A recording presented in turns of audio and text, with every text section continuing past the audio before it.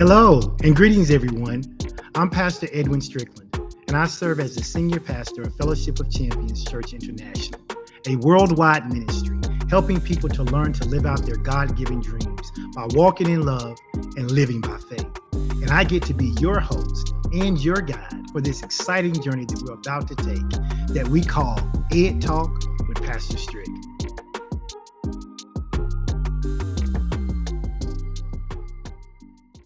Hello. Welcome. It's so good to be back in the studio for another episode of EdTalk with Pastor Strick. I missed you guys last week, but I have to tell you, I absolutely enjoyed being on vacation. So listen, we are back in the thick of it. You know what I need? I need your support. I need you to tag. I need you to share. I need you to let your friends know, hey, don't forget EdTalk is back, because we have some exciting things that we're going to be discussing on today. Listen, welcome to EdTalk. I am your host, Pastor Strick, and this is the podcast where education, faith, and real-world solutions come together in an explosive way. Listen, whether you're just seeking to expand your knowledge base, whether you're looking to uplift your spirit or find common ground between the practical and the spiritual, then you have come to the right place. You have come to the right place, because together what we're going to do is we're going to bridge those gaps. We're going to spark some thought, and we're going to spend some time nurturing our soul. So today we're going to get into this topic that I've been excited to share with you. And what I want you to do before we do is I want you to help me with a little social media outreach. You guys know what we ask you to do, whether you're listening to this podcast while you're driving in your car. You may not even be listening to it live, or you may be one of the people who are listening to it live on Facebook or YouTube. So here's what I'm going to ask those of you who are doing that to do. If you are watching live right now and you can see me, and you see a small red box in the upper left-hand corner of your screen, I want you to go ahead and hashtag live. I see some of you are doing it. I got people from Chicago, from Florida, from Philadelphia, Pennsylvania, people from Phoenix, Arizona. I see you guys on here. I appreciate that. The rest of you who are watching, go ahead and let me know. Let me know where you are watching from by using the hashtag live, and then the name of your city or the name of your state. Also, because I'd like to know, let me know how you're engaging this platform. Are you watching this on Facebook, or are you watching it on YouTube? If you happen to be watching it on one of the Facebook channels, just type in the comment section the letters FB. I'll know that you're one of my Facebook watchers. And then if you're watching on YouTube, then go ahead and just type in the initials YT, and I will know that you engage via YouTube. Also, just want to remind you, there are a couple of ways to stay connected to the EdTalk podcast. There are a couple of ways to do that. You can go to www.pastorstrick.com. If you go to pastorstrick.com, it will take you directly to my YouTube page. All you'll have to do is hit that subscribe button, and then that way, once I go live on YouTube, you'll get notified, and you can watch, you can listen, whatever you want to do. The great thing about YouTube is that even if you're having to do something else on your phone or your computer, it'll keep playing in the background, so you can keep engaging even while you are multitasking. If you say, well, I'm not a big YouTube person, I typically take my podcast via Google or Amazon or iHeart or Pandora or some other way, I got you covered. All you got to do is go to www.pastorstrickpodcast. That's the only difference between the first and the second one. It's the word podcast there. It's www.pastorstrickpodcast.com.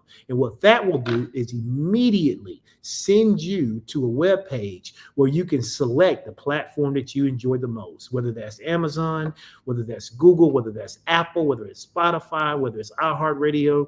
Any platform I am on, it'll take you there at one time. So go ahead, take a screenshot of those if you need to, write them down if you need to, but that is how you can stay engaged with what's going on at EdTalk. So it's www www.pastorstrick.com or www.pastorstrickpodcast.com. Now, listen, I have been getting so much feedback from one of my podcasts that I did early. I believe it was in season 2, or it was the end of season 1. I'm not exactly sure, but it was entitled "Harnessing the Power of Consistency." And I've gotten so many comments on my YouTube channel. I've gotten so many people who've reached out and said how that has really blessed them and it really helped them. And so part of the teaching in harnessing the power of consistency was about not making excuses.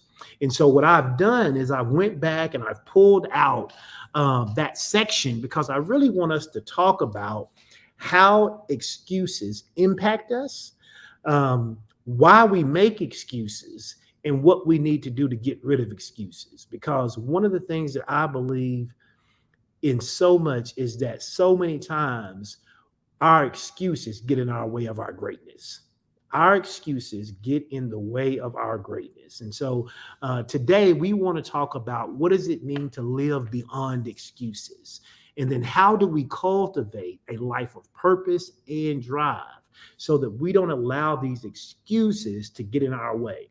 Listen, those of you that are watching live right now, do me a favor, go to the comment section and just type the word "no more excuses." Just type that phrase out. No more excuses. Because what we're going to be doing today is talking about how do we get rid of excuses, because so many times we limit ourselves. We like to blame the devil. We like to blame our spouses. We like to blame our children. We like to blame our bosses. We like to blame everybody else. But the reality of it is we don't see a lot of progress in our lives sometimes because of the excuses that we make.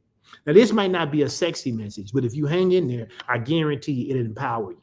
I guarantee you it'll get you to the crossroads of wanting to see transformation in your life. Those of you that are typing that, I appreciate that. No more excuses. We've got to stop with the excuses. We've got to stop making them. We got to stop accepting them. We got to stop rationalizing them. We got to get through with the excuses. Because here's the truth. The truth of the matter is that life is a journey. Okay, life is a journey, and it is beset with so many challenges, but it's also beset with so many opportunities. We have challenges and we have opportunities. And the way we show up, the way we look at things through the lens of our eyes, the way we see things in life will determine which one we engage the most in, challenges or opportunities. Because what we have to understand is that every twist and turn, every peak and valley serves as a testament to the unpredictable yet enriching nature of our existence. Think about how boring it would be if we never had a challenge, or think about how detrimental it would be if all we ever had is challenges. And so sometimes we have to have the challenges so that we can appreciate the opportunities. And what this podcast today is about how do we get rid of the excuses so that when we see challenges, we don't see it as an opportunity to give up, cave in, or quit, but we see it as an opportunity to do something we've never done before. Understand this, in navigating this journey of life, we typically have a tendency to lean on excuses as crutches. All of us have done it. And while these well-crafted excuses that we come up with from time to time may provide temporary relief in the short term, in the long run, they always end up stymieing our progress, and they end up dimming the brilliance of our potential. So many people have had the opportunity to be great, but they made it an excuse for why they couldn't. So many people have had the opportunity to go places that they've never gone before, but they made an excuse for why they couldn't. So many people have had the opportunity to stand up and to be the trailblazer in some particular area, but they made an excuse for why they couldn't. And if we lean on these excuses as crutches, they actually hinder us from becoming all that we can be. They may feel good in the short term, but in the long term, they actually rob us of our greatness. Why? Because at some point in our lives, whether faced with daunting obstacles or some seemingly insurmountable dream, if we are really honest, we've all made excuses before. We've all made excuses before. Someone says there's no sound. You may have to go out and come back in. I think most people are able to hear me. Can you get, because they were responding when I asked them to do something. So if you can't hear me, go out and come back in, and that may take care of it. So again, at some point, whether we're faced with, obstacles that are just so massive, or maybe we feel like we have some insurmountable dream, if we are honest, we've all made excuses. And I was in Playa del Carmen, Mexico on Thursday. And I don't know how many of you guys on here actually listen to Love and Business. It's a podcast by Lamorne and Crystal Robinson. And they were actually talking about this same subject. And I was like, man, this is exactly what I'm going to talk about when I get back on Tuesday. And so I encourage those of you who may not even know who they are, search out Love and Business. Go listen to last Thursday's podcast, where they were talking about what excuses do to us, how they limit us, and how they stop us from living our best life. Why do excuses do that? Because they conveniently show up and they appear as protective shields for us. That's the reason we engage with excuses. That's the reason that we lean on these excuses as crutches. Why? Because they conveniently appear as protective shields that we can use to avoid taking responsibility, and sometimes they conceal our inherent fears. Excuses become protective shields, so I don't have to admit that I'm afraid. I don't have to admit that I don't think I'm worthy. I don't have to admit that that I'm afraid of failure, that I'm afraid of ridicule. And so what I do is I make an excuse, and this excuse, I lean on it. It's like a crutch. If you've got a broken leg and you're having to put weight on the crutches, you put weight on the excuse so that you don't have to put weight on your ability to do what you've been called to do.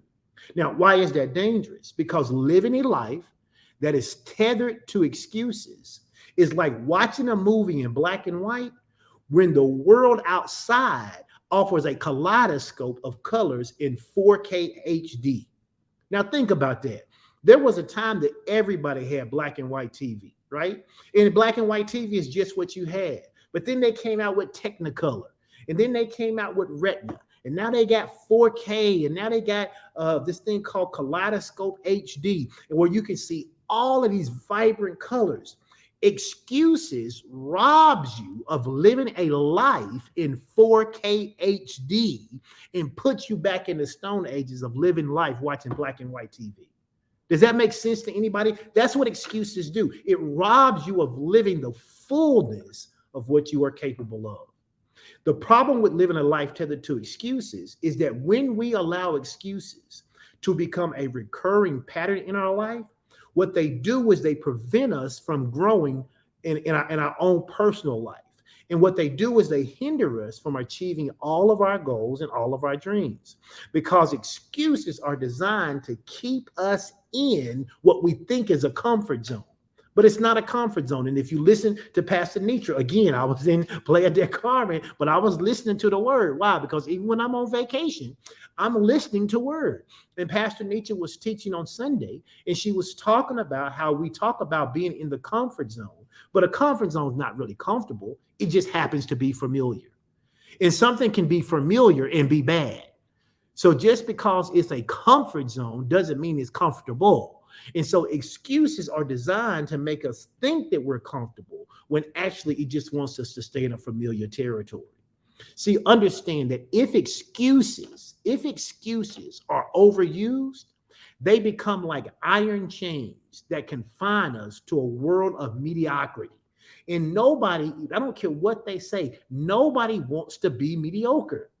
You go to any kindergarten classroom across this country, I don't care what school it is, a public school, a private school, a parochial school, a charter school, a religious school, it doesn't matter. You ask those 5-year-old what they want to be. Most of them, 99.95% of them, are not going to say to you, I want to be average. I want to be mediocre. In fact, you'll hear some of the most, what we consider to be the most outlandish things the kids say they want to be. A 5-year-old says, I want to be an astronaut.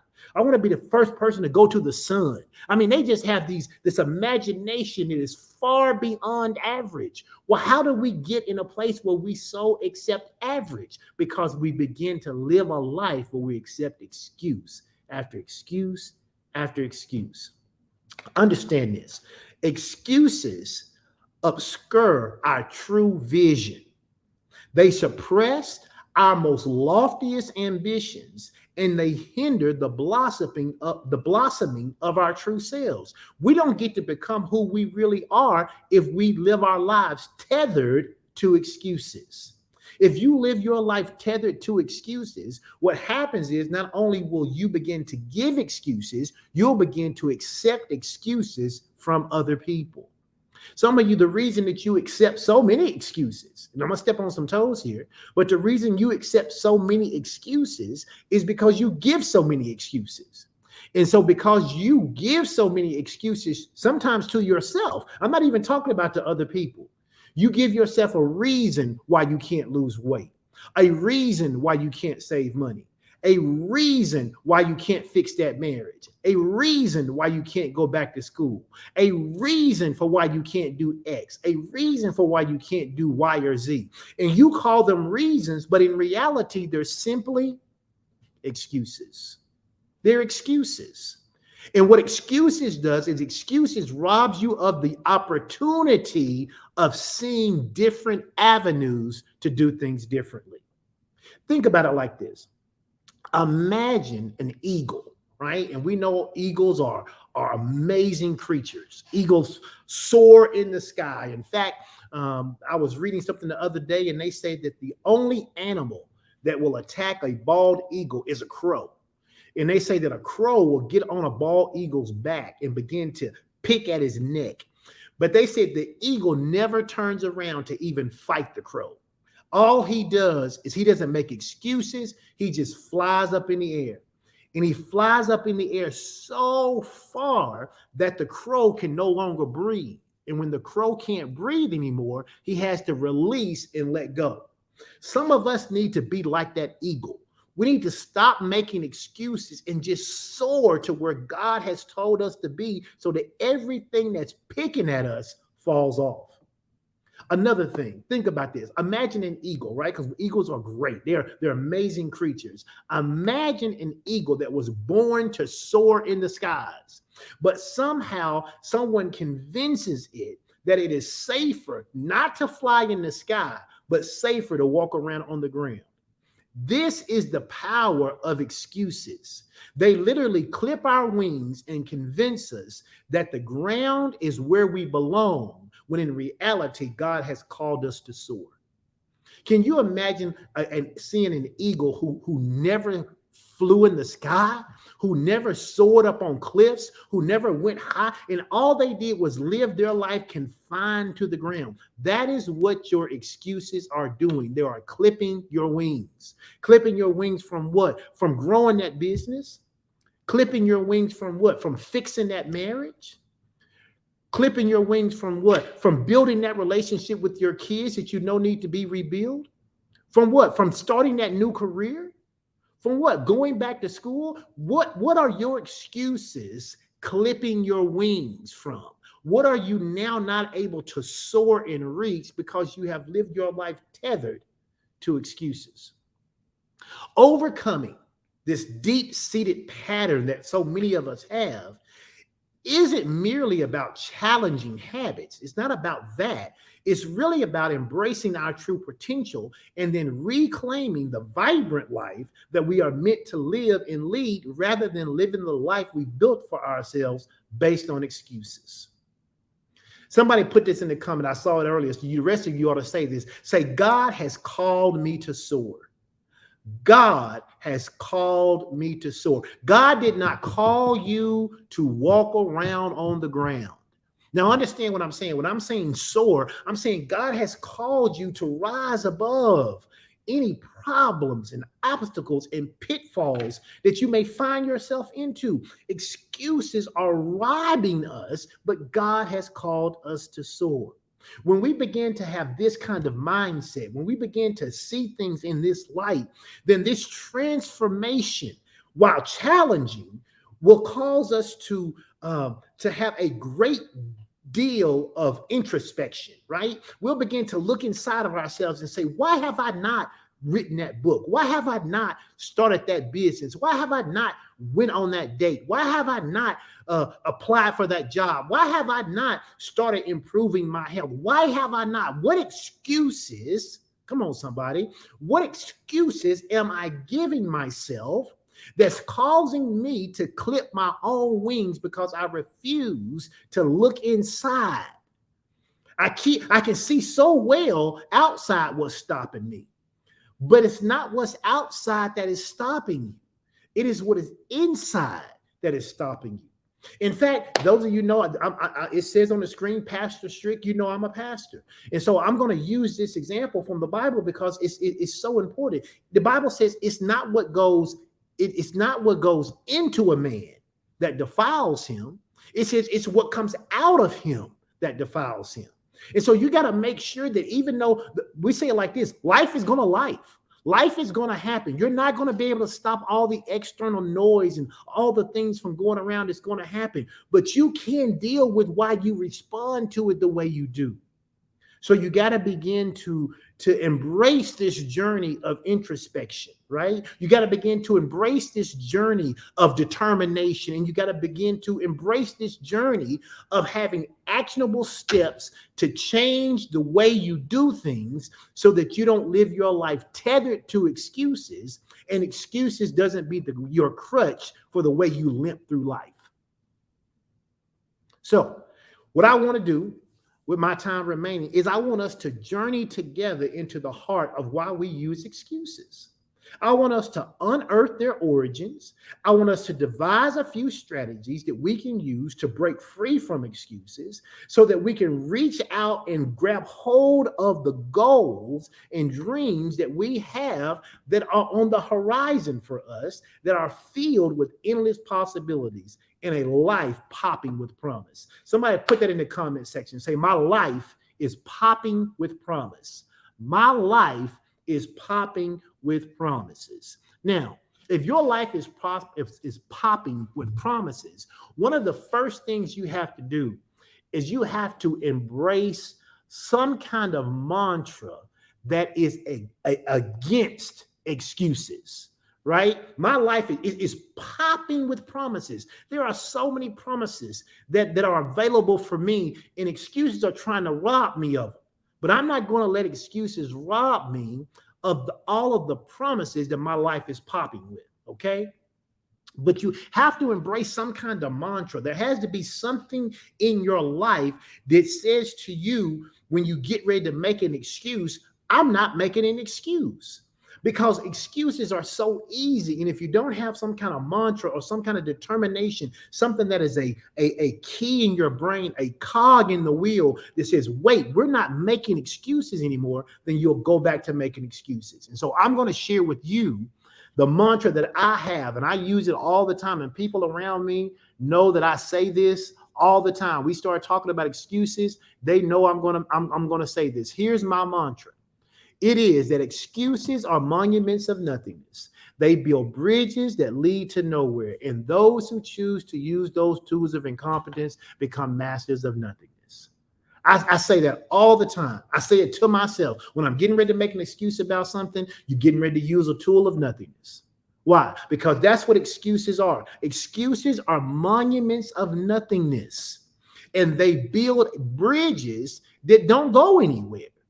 And people who choose to use those kind of tools, which is a tool of incompetence, they end up becoming masters of nothingness. In other words, they allow excuses to rob them of a life popping with promises.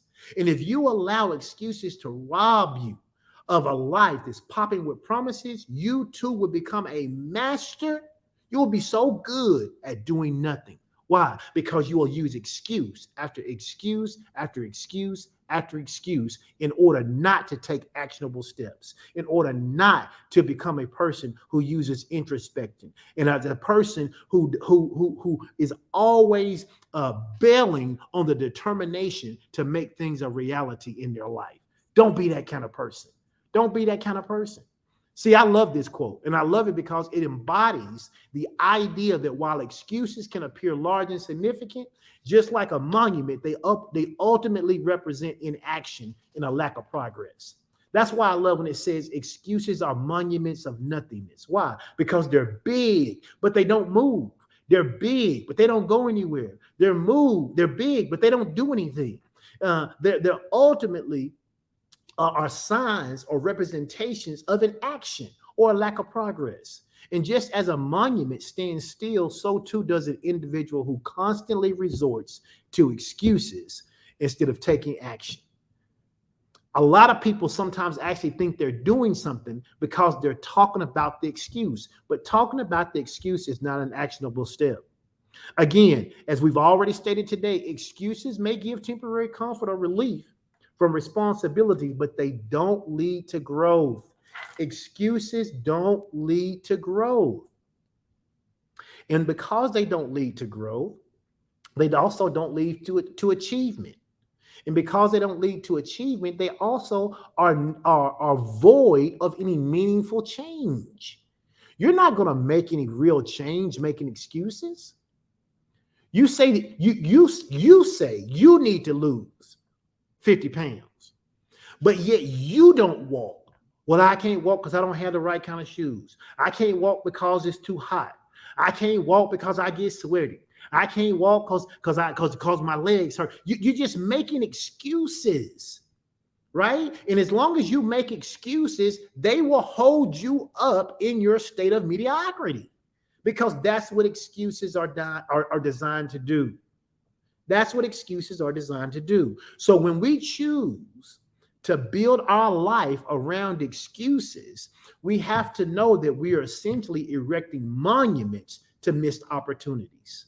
Let me say that again. When we choose to build our life around excuses, we are essentially making a decision to erect monuments to missed opportunities and unfulfilled potential. Because remember, I told you in this world, you're going to have two things for sure: challenges and opportunities. But the introspection, the determination, the way you see things, your resiliency, all of that's going to play a role in how you see things. Do you see the challenge as something that makes you give up, cave in, and quit? Or do you see the challenge that says, wait, this thing happened, but now I can learn a new skill to do something a new way. I can overcome this. On the other hand, we have to understand that embracing responsibility and embracing action is what paves the way for growth, learning, and achievement. So I got to make the decision today. And I know you've typed it once before, but you may want to do it again. No more excuses. I'm not going to accept any more excuses. Listen, even if you were to jump off this podcast today, right now, I should have encouraged you enough that you ought to be able to look at your own life and say, okay, what have I been making excuses about? Is it about my health? Is it about my career? Is it about my money? Is it about my marriage? Is it about my relationships, my kids? What have I been making it? What have I been making an excuse about that I'm going to eliminate today and move forward on? What can you move forward on today? What can you move forward on? I'm gonna move forward on learning a new skill. I've been saying I want to learn how to do X, Y, and Z, but I ain't put no action behind it. Today, no more excuses. I'm gonna start learning that new skill. If it ain't nothing but Googling how to do X, Y, and Z, going on ChatGPT and asking, how do I get started with a 30-day weight loss challenge just walking? Whatever it is, you've got to take some actionable steps. You have to say no more excuses. No more excuses. Now, before conquering the habit of making excuse, it is essential, it is vital to understand why we make them. Because we've all been guilty, guys. We've all been guilty of making excuses. And so here's the question. Why do we make excuses? I'm going to give you 5 reasons that I believe that people make excuses. I'll leave these on the screen as I talk about them, but I'm going to give you 5 reasons why I believe people make excuses. Number 1, fear of failure. Fear of failure, I believe, is one of the biggest reasons. It's one of the biggest reasons that people make excuses. Number 2, which you may not realize, is fear of success. And a lot of people say, man, you're crazy. Why would I be afraid of a success? We're going to talk a little bit about that. Number 3 is this idea that I want to stay in my comfort zone. But again, the comfort zone isn't comfortable. It's just familiar. You can get comfortable being broke, but broke shouldn't be the goal. You can get comfortable just being sick, but you shouldn't get comfortable being sick. That's not the goal. And then number 4, the reason people make excuses has to do with a lack of self-discipline. I cannot express to you enough how much number 4 plays a major role in so many people's lives. They lack notice that word, self-discipline. Not somebody else having to hold you accountable, self-discipline. And then number 5, fear of judgment. Now, as you can see, 3 of these 5 things have the word fear in it, right? And so let's deal with fear. Let's deal with the fear of failure. Let's deal with this fear of success. Let's deal with this fear of judgment. Let's talk about getting out of this comfort zone, and let's talk about why you lack self-discipline. Because if you can conquer these things, if you understand your why to why you make excuses, then I can give you some actionable steps on how to move forward. But before you can move forward, you really have to have some introspection about why you're doing it. Because maybe Courtney's doing it for fear of failure. Maybe Nate is doing it because fear of success. Maybe Sean is doing it because of fear of getting out of that comfort zone, right? Maybe Jacqueline is doing it because of a lack of self-discipline. I don't know. You have to be introspective and ask yourself, what is my issue? Okay, so let's talk about this. Number 1, the fear of failure. What is the fear of failure? It is actually the dread of not succeeding. And because we are afraid of not succeeding, we usually base that on past experiences where we have faced criticism before, we faced loss before, or we've faced some kind of disappointment before. This fear can be paralyzing. I'm not going to tell you that it can't be. It can be paralyzing. The idea that if I do this next thing and I am not successful at it, what are going to be the repercussions of my failure? Are people going to laugh at me? Am I going to be criticized? Am I going to damage my reputation? What about my ego? How are people going to look at me? Are people going to judge me? You know, what happened the last time I tried to do something and it didn't work out? How did the people around me respond? This fear can be paralyzing. But I need you to hear me this afternoon. It is essential to understand that failure is a natural part of growth. When you were a baby and you were learning how to walk, you don't even remember how many times you fell down. But there is not a baby in the world who comes out the womb walking. You tried to stand up and you fell back. You tried to take a step forward and one foot moved and the other one didn't. You fell to the side. Somebody helped you up. But eventually you took a step. And because you overcame the fear of taking that step, even if other people laughed at you, somebody clapped for you. And because somebody clapped for you, you were encouraged to take another step and another step and another step. And now look at you now. You're a grown person walking around every single day, not even thinking about walking. Why? Because you mastered it, because you didn't let falling down at 9 months become an excuse. You have to get over this fear of failure, learning to embrace the learning process. That's why I don't use the word failure. Every time I do something and it doesn't work out the way I intended, it's not a failure unless I give up, unless I cave in, unless I quit. It is a learning opportunity. In fact, I have a piece of paper, a yellow piece of paper that I have at home, and on it, it says learning opportunity. and it has the greater than sign and then the word failure. Learning opportunities are greater than failures. Failures are when you decide to stop. It's when you decide to give up and cave in. But learning opportunities mean I did something and now I know more for the next endeavor than I did for the last one. So you got to overcome this fear of failure. Learning to embrace the learning aspect is what will transform this fear. You're afraid of failure? The only way to overcome fear is by doing it. You got to do it. You got to do it. And do you know that most fear is irrational? Most of the fear that we face is an irrational thing. Some people say it stands for false evidence appearing real. There's false evidence that if you try this thing, everybody, right, is going to laugh at you if you don't make it. And that's just simply not true. It's simply not true. Will somebody laugh at you? Sure. Will somebody close laugh at you? Maybe. But is everybody going to laugh at you and nobody going to support you? No. That's false evidence that appears real if you meditate on it. Because all you need is one supporter. That's all you need. And watch this. God is your supporter. God is your supporter. And so you can get this thing done. So number one, if we are going to stop using excuses as crutches, if we're going to stop tethering our life to a life full of excuses, then we've got to overcome this fear of failure.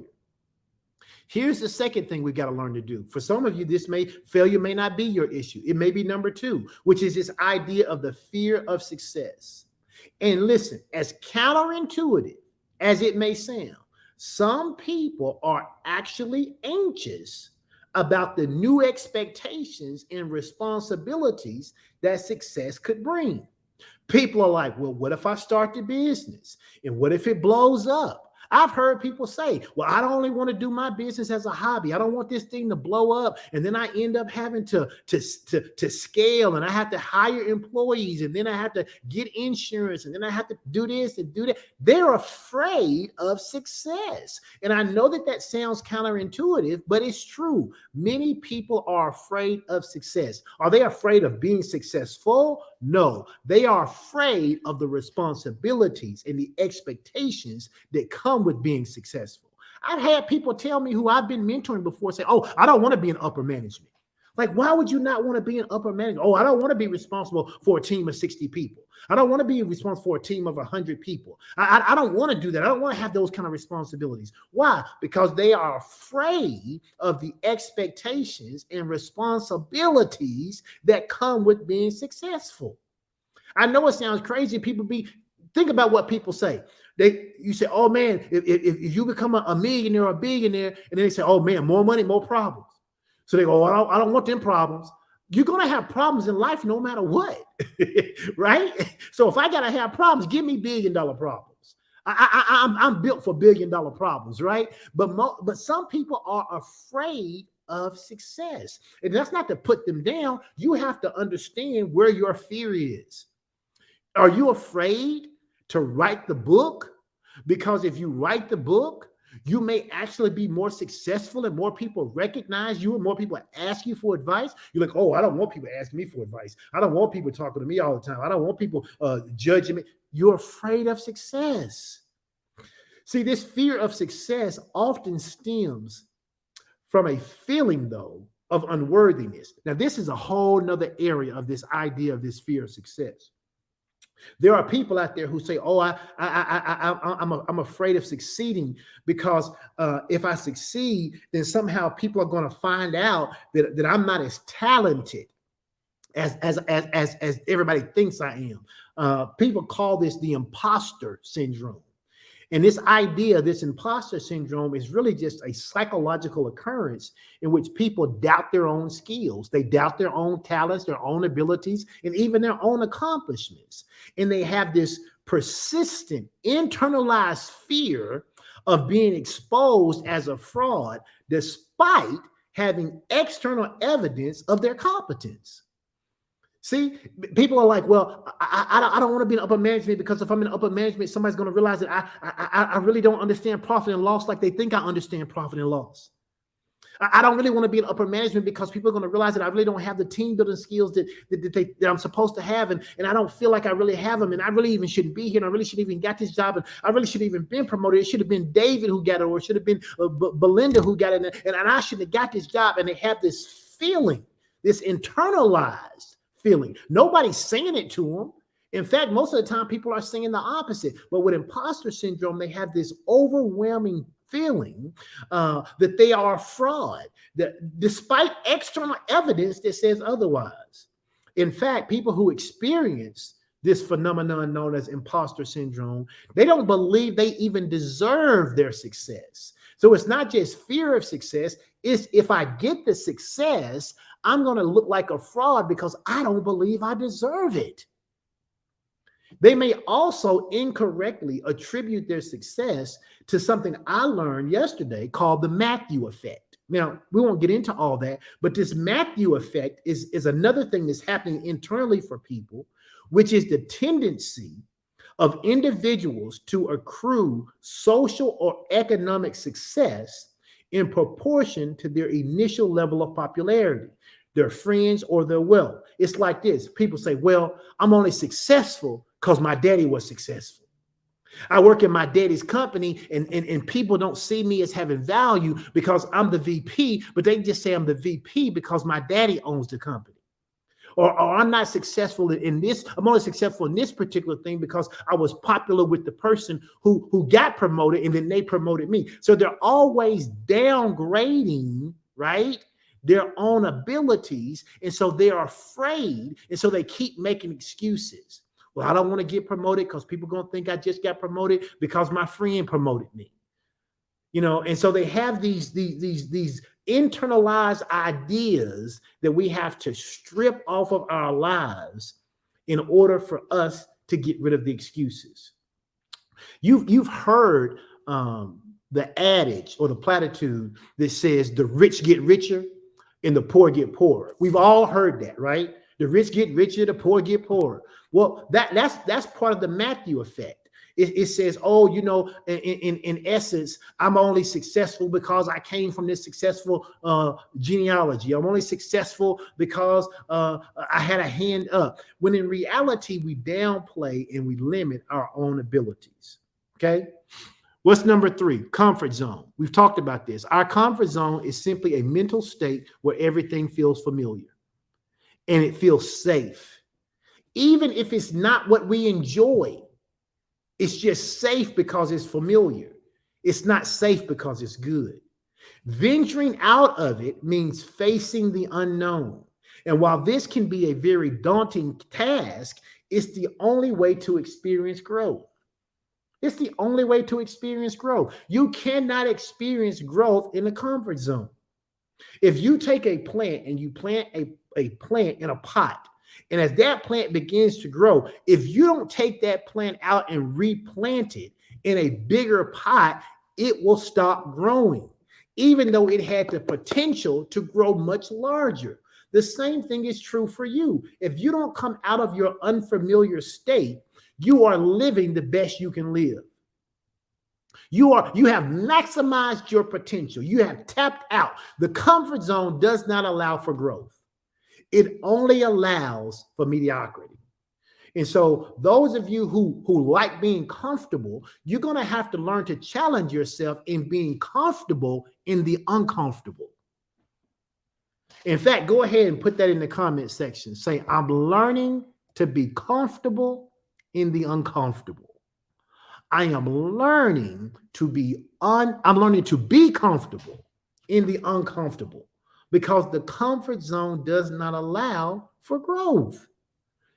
Number 4, this is a big one. A lot of people simply lack self-discipline. And because they lack self-discipline, they find excuses to justify their lack of self-discipline. What's a form of a lack of self-discipline? Procrastination. And we all know this, but procrastination often masks what is really deeper issues within us. Why are you hesitating to go back to school? Why are you hesitating to apply for the job? Why are you hesitating to clean out that garage? Why are you hesitating to take that vacation? Why are you hesitating to start that weight loss journey? Why are you hesitating to change your eating patterns? Why are you hesitating to start saving money? Procrastination often masks a much deeper issue. Now, that issue may be fear, it may be uncertainty, or it may simply be a lack of belief in your own abilities. It may simply be a lack of belief in your own abilities, in your own understanding. But you must realize that understanding the root of our inaction is what can be so transformative. You got to ask the question, why? Why do I keep saying every January, I'm going to do X this year? Where here we are in the month of September. We're 9 months into 2023. What did you promise yourself you were going to do almost 9 months ago? What did you promise yourself you were going to do? What have you done? Why haven't you done it? Is that a legitimate excuse, or is it just something that you can live with? Because most of the time what we're doing is we're making excuses because we simply lack discipline. My wife and I had a great time on our vacation. We had a great time on our vacation. But we both have some things that we are working on in terms of our health overall and in terms of our weight, in terms of our activity. So what did we do on vacation? We brought a digital scale with us on vacation. Why? Because what gets measured gets results. Our goal was to go on vacation, to have a great time, to eat and to enjoy ourselves, but to not come back 7 days later weighing more than we did when we left. So how did we do that? We were disciplined. That means some days we had ice cream and maybe some bread, but the next day we didn't. And we used the scale to monitor where we were. Why? Because self-discipline is important. We didn't say, oh, we're on vacation. Vacation calories don't count. No, we didn't do that. We didn't say, well, we'll get back and we'll just walk and get. No. We made a commitment to ourselves, and going on vacation didn't void the commitment. See, a lot of times you guys are making commitment to yourselves, but you're letting outside things void your commitment. You're not being true to yourself. You are lacking self-discipline in yourself. And as a result, whether it's fear-based, whether it comes from uncertainty or lack of belief in your own abilities, you are not being transformed because of your inaction. That's exactly. Lemoyne said it's so easy to find a reason to get an out. It is so easy to look for a reason. Here's the thing. Because you come up with the reason, it's easy for you to accept it. It's harder to accept other people's reason for the out, but you rarely fight yourself on your out. You rarely fight yourself on your own out. You say, I'm supposed to walk 3 miles today. You walk outside and you say, oh man, it's hotter than I expected. We ain't got to do this. And self say, you right. We can go back in the house. Self say, you know what? We'll just get 6 tomorrow. Don't even worry about it. Just go on back in and sit on the couch. And then you go back in. Why? Because you accept your excuses almost without fight. Unless you have been doing this kind of work and you've built up a mantra that says, no, excuses are monuments of nothingness. They build bridges that lead to nowhere, and those, myself, who choose to use those tools of incompetence will eventually become masters of nothingness. I don't want to be a master of nothingness. We about to walk. We about to walk. I'm going to put one foot in front of the other, and the further I get away from my house, the better I feel.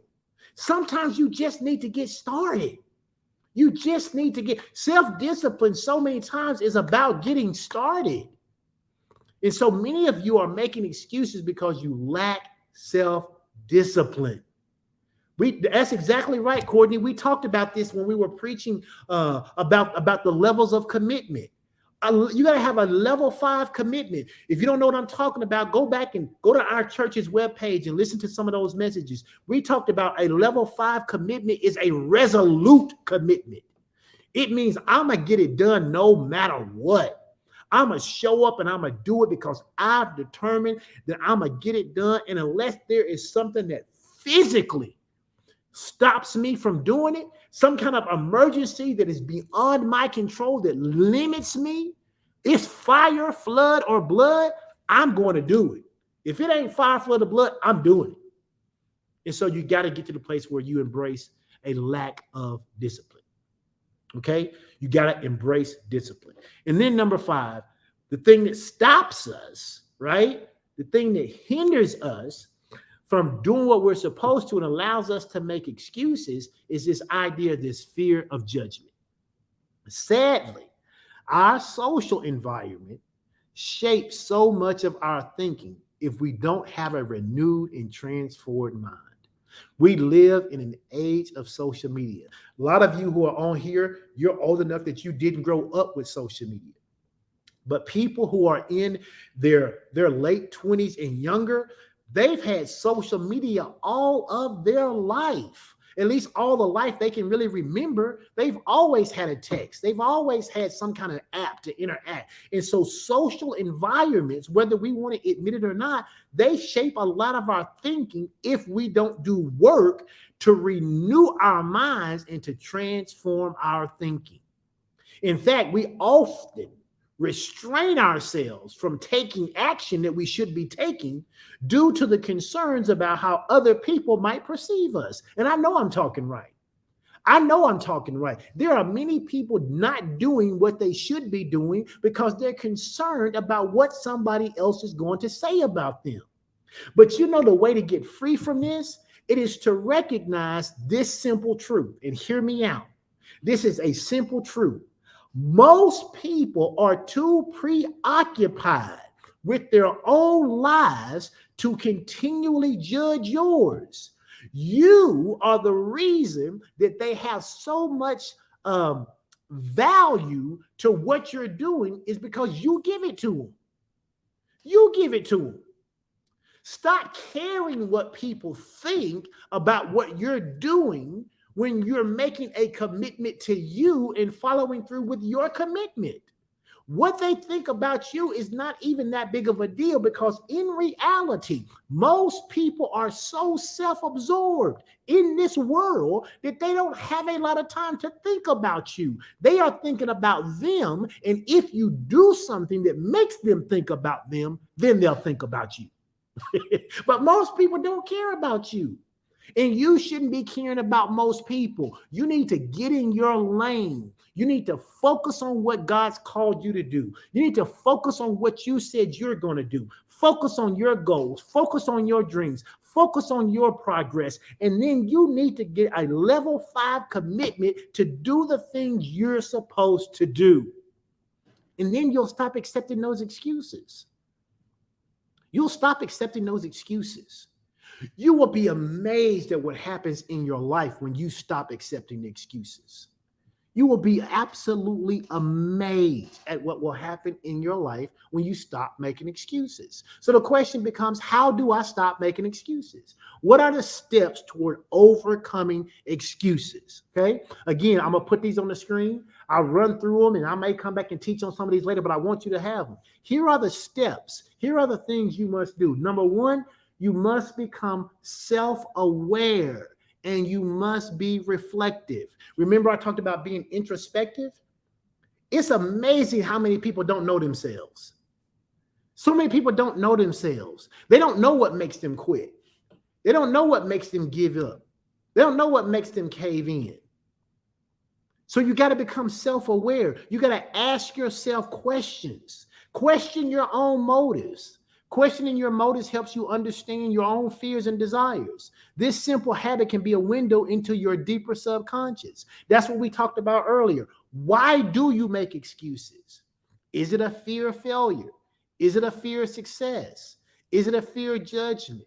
Is it a fear of being asked to come out of your comfort zone? Why are you making excuses? Right? Do you lack self-discipline? You got to ask yourself the question. You got to become self-aware. If you have a hard time with that, find people you can trust and ask them for feedback. Honest feedback from trusted friends and mentors can provide an external perspective on our behavior. Because again, I told you, a lot of people don't know themselves. A lot of people know other people better than they know themselves. And sometimes other people can see things that you're blind to. They can, one of the things that I was totally oblivious to when I was working is I did not know I was stressed. I just didn't know it. I didn't know what stress felt like. I didn't have an identifier of stress. And my wife would begin to say to me, "Hey, you're grinding your teeth at night." And she said, when you start to do that, I know that you're stressed. I don't know what you're stressed about, but you don't grind your teeth all the time. And I know that when you grind your teeth, that is a sign that you are stressed. Or when you are talking in your sleep all night, that's a sign that you are stressed. Sometimes people can see things about you can't see about yourself. But you need to become aware of it in order to fix it. Okay? So the first thing you got to do if you want to be able to overcome making excuses, you got to become aware of why you do it. Why are you doing it? The second thing is you got to change your mindset. One of my favorite scriptures, one of my wife's favorite scriptures is, and people who've heard us teach, what I'm talking about. It's Romans 12:1-2. And in essence, what it says that we have to be transformed by the renewing. That's a continual process, the renewing of our minds. We have to have our minds renewed. Have my mind renewed to what, Pastor Edwin? What I talked about earlier, embracing failure. Well, what do you mean? Seeing failure as a learning opportunity rather than an opportunity to give up. You got to change your relationship with failure. You got to view failure as a mentor, not a tormentor. Each setback offers an invaluable set of lessons that pave the way for future success. You got to change your mind by changing your language. What do I mean? You need to have positive affirmations that you say to and about yourself on a daily basis. Affirmations have a profound impact on our subconscious. Repeated consistently, they actually can rewrite our brain to adopt a more positive outlook. Stop talking about how dumb you are. Stop talking about how silly you are.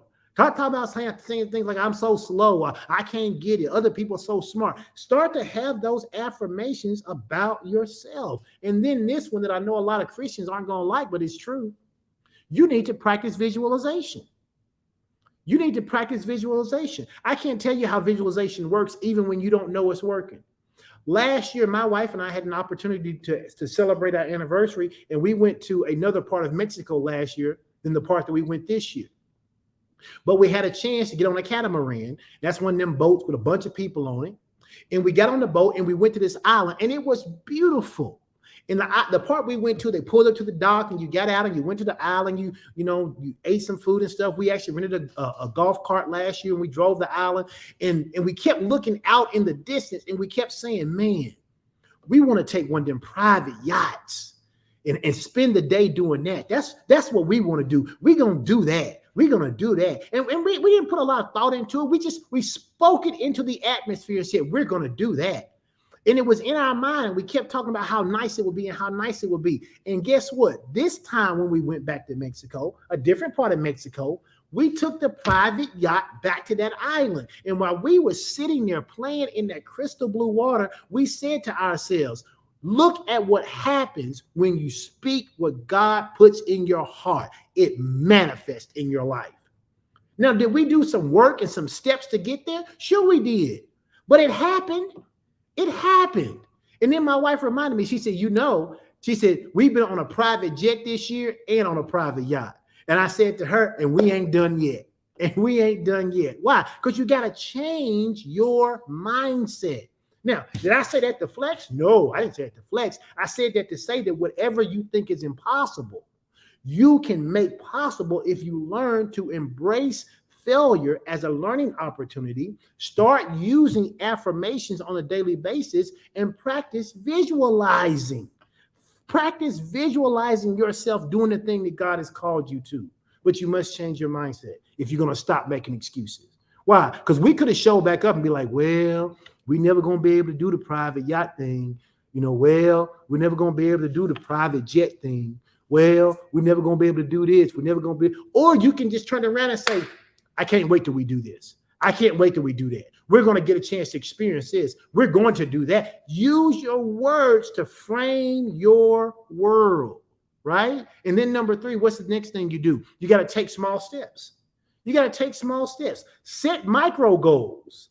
What are micro goals? Micro goals make daunting tasks more achievable. It breaks down the inertia and it sets the momentum for bigger things.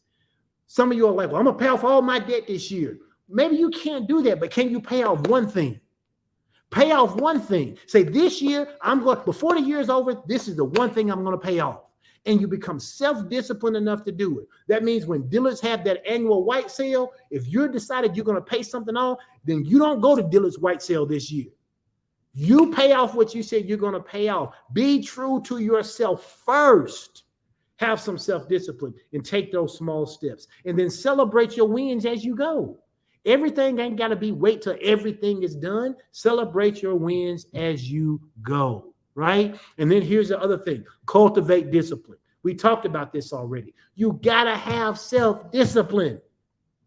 How do you establish discipline? I talked about this when I talked about harnessing the power of consistency. You need to establish routines.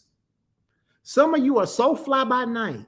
You so hoity-toity. You so all over the place. You don't get anything done, and you can't build anything with any consistency because you don't embrace routine. You need to embrace routine. Consistent routine breeds discipline. Whether it's a morning routine, whether it's an afternoon routine or an evening routine, the regularity instills a habit that becomes second nature. My wife was laughing and joking with me this morning. She said, I need Vacation Strick back. Why? Because Vacation Strick doesn't have a lot of routines. Because when I'm on vacation, I'm just kind of go with the flow. I'm just kind of meander. I'm like, whatever time we wake up, whatever time we eat, whatever we do, wherever we go, I'm cool with it. But when I come back to earth, when I leave vacation and I come back, I have a systematic way in which I carry out my day. Why? It ensures I get things done. It assures that I'm ahead of schedule so that if something happens, I have time to reevaluate and I have time to redo what needs to be done. You need to embrace routine. You don't have to be rigid in your routine, but you should be systematic in your routine. Okay? Why? Because when you become systematic in your routine, you eliminate distractions. We live in a hyper-connected world. Distractions are abundant. By creating a focused environment, you can boost your productivity and you can decrease the chance of straying off your path. I don't meal prep. It's not one of the things I don't like to eat food that was cooked on Monday on Friday.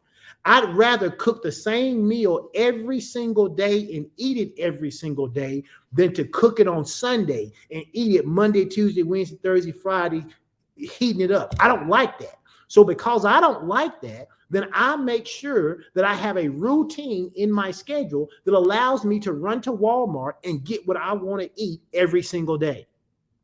Even if it takes me 30 minutes, then I build my schedule so that I have 30 minutes in which to go get my food and cook it fresh, right? I don't meal prep. So if meal prep doesn't work for you, I don't use the excuse why I can't eat well because I don't meal prep. No, I have a systematic way in which it allows me to eat as though I was meal prepping. Does that make sense to anybody? You have to eliminate the distractions. In fact, go ahead and put this in the comment as we get ready to close. Say, I'm eliminating all distractions and excuses. I'm eliminating all distractions and excuses. Okay? Why is that important? Because of this last thing. You have to focus on solutions and not problems. You have to focus on solutions and not problems. That goes along with cultivating discipline. I don't like to meal prep. I just said that. So because I don't like to meal prep, then I have to focus on a solution that I can have to eliminate the problem of not eating bad when I don't have food prepared. How do I do that? How do I make this happen? Part of the way I make this happen is because I learned to reframe challenges. I learned to reframe challenges. Understand a change in perspective, a change in the way you see something, a change in the way you approach an issue can turn an obstacle into an opportunity. By focusing on solutions, by being solution driven, we shift from a passive to an active mindset. When you see a problem, you see something that's happening to you. When you see an opportunity, you see something that you can get involved in. And so when I shift from a problem-based approach to a solution-based approach, I leave from being passive to being active in my mindset. And when I become active in my mindset, I can come up with a multiplicity of ways in which to solve a singularity of a problem. Why? Because my mind is functioning well beyond anything that I can see that's in front of me that may be a limiting problem. My mind is going to the left of it, to the right of it, underneath it, behind it, behind it. My mind is working overtime to overcome and draft new possibilities for this problem, but only if I'm in an active mind state. In other words, you have to develop a problem-solving mentality. You have to cultivate the belief that for every single problem, there's a multitude of solutions. Let me say that again. You have to cultivate, which means you have to raise up and grow up this idea that for every single problem I encounter, there is a multitude of solutions. So I've got more solutions than I've got problems. And then with my tenacity and my creativity, I can overcome any challenge that I face. This is what I'm talking about when I say you have to be a person who focuses on solutions and not the problem. And then lastly, number 6, you got to learn to educate and equip yourself. People say this all the time. Well, I did everything I know. Then you don't know enough. I've done everything I know to do. Then you need to find out something more. You need to educate and equip yourself. Become a lifelong learner. If you're going to harness, right, the power of consistency, you've got to get rid of excuses, because excuses will rob you of your consistency. There will be nothing to harness there. You got to learn to seek new knowledge. Ignorance is not bliss. Ignorance can be a significant source of excuses. Continuous learning, however, dispels all ignorance. It builds confidence and it provides a clearer path forward in the direction you're supposed to go. The Bible says this. It's the scripture that says, I am the Lord thy God, and I leadeth thee or teacheth thee in the way that thou shalt go, or the way to go to profit. God teaches us how to make increase in every area, not just money. God teaches us how to increase. But how does he do that? Because we seek knowledge. How do I know? Because we read the scripture that says faith cometh by hearing, and hearing by the word of God. It's the Latin word ad infinitum, ad infinitum. It means to hear over and over again without ceasing. So you got to be a seeker of knowledge. And don't get super spiritual.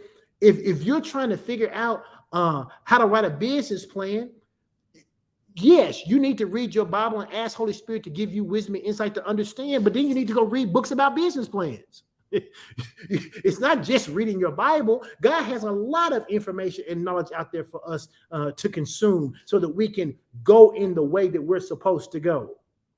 And so we got to make sure that we educate and equip ourselves. Listen, if you don't take anything away, here are the 3 things I want you to take away from this podcast today. Number 1, personal growth is a journey. It's not about perfection. Personal growth is a journey. You hear me? It's not about perfection. You're not going to get it right every single time. You're not going to not make mistakes. You're not going to not have learning opportunities or failures, whatever you want to call them, but they're learning opportunities if you don't give up, cave in, and quit. Number 2, you got to understand that setback as a learning opportunity, what I just talked about.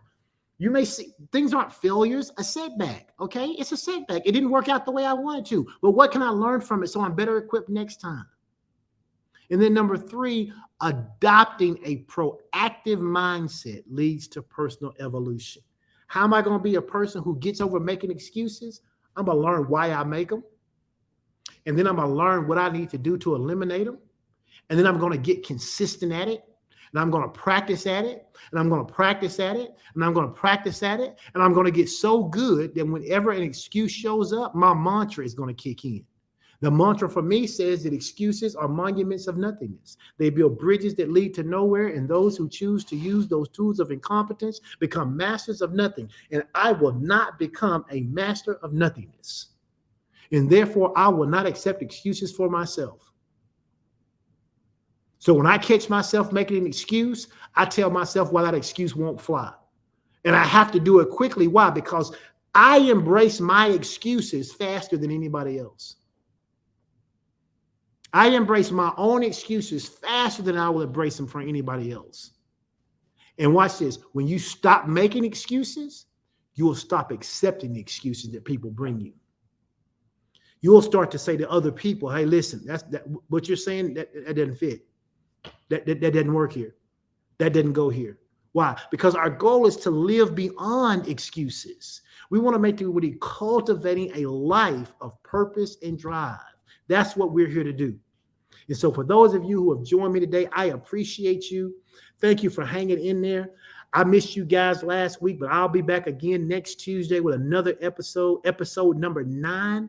This is episode number 8 in season 2. And I am telling you, listen, if you haven't gone back and listened to some of the episodes, you really should, because we're building on things here.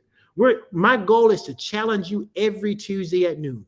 Every Tuesday at noon that I show up, my goal is to challenge you to ask yourself the hard questions so that you don't have to keep accepting your own excuses.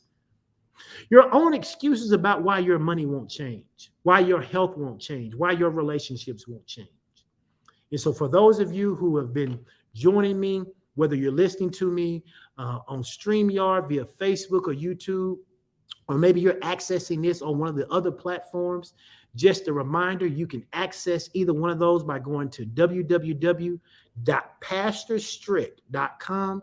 PastorStrick.com will take you directly to the YouTube channel, or you can go to Pastor Strick Podcast, all one word, www.pastorstrickpodcast.com, and it will give you all of the other platforms that you can go to, and you can select just from right there. You ain't got to try to actually go to Google or Amazon or Apple and try to look for it. It'll take you right there, and you can just select and listen to all episodes, all season 1 and everything we've done for season 2.